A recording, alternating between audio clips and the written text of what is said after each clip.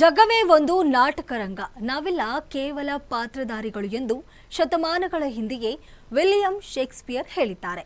ಈ ಮಾತನ್ನ ಗಂಭೀರವಾಗಿ ತೆಗೆದುಕೊಳ್ಳುವುದಾದರೆ ಇಂದು ಅಂದ್ರೆ ಮಾರ್ಚ್ 27ರಂದು ಆಚರಿಸಲ್ಪಡುತ್ತಿರುವ ವಿಶ್ವ ರಂಗಭೂಮಿ ದಿನವನ್ನ ನಾವೆಲ್ಲರೂ ಆಚರಿಸಲೇಬೇಕು. ಮನುಷ್ಯನಿಗೆ ಊಟ, ನೀರು, ನಿದ್ದೆ ಎಷ್ಟು ಮುಖ್ಯವೋ ಕಲೆ ಕೂಡ, ಅದರಲ್ಲೂ ನಾಟಕ ತುಂಬಾನೇ ಮುಖ್ಯ ಎಂದು ಹೇಳ್ಬೋದು.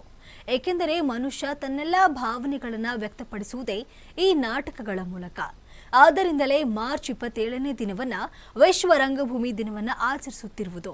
ಈ ರಂಗಭೂಮಿ ದಿನವನ್ನ ಆಚರಣೆಯನ್ನಾಗಿ ಹವ್ಯಾಸಿ ರಂಗತಂಡಗಳ ಸಂಘವು ಶಿವಮೊಗ್ಗದ ಕುವೆಂಪು ರಂಗಮಂದಿರದಲ್ಲಿ ಆಚರಿಸ್ತಾ ಇದೆ.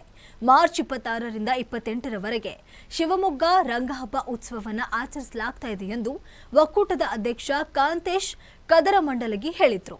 ನಿನ್ನೆಯಿಂದ ನಡೆಯುತ್ತಿರುವ ಈ ಉತ್ಸವದಲ್ಲಿ ನಿನ್ನೆ ಸಹ್ಯಾದ್ರಿ ಕಲಾ ತಂಡದಿಂದ ಗಾಂಧಿಯ ಕನ್ನಡಕ ಪ್ರದರ್ಶಿತವಾಗಿದ್ರೆ, ಇಂದು ಒಲವಿನ ಜಂಕ್ಷನ್ ಮತ್ತು ನಾಳೆ 28ರಂದು ಮಹಿಳಾ ಭಾರತ ನಾಟಕಗಳು ಪ್ರದರ್ಶಿತವಾಗಲಿವೆ.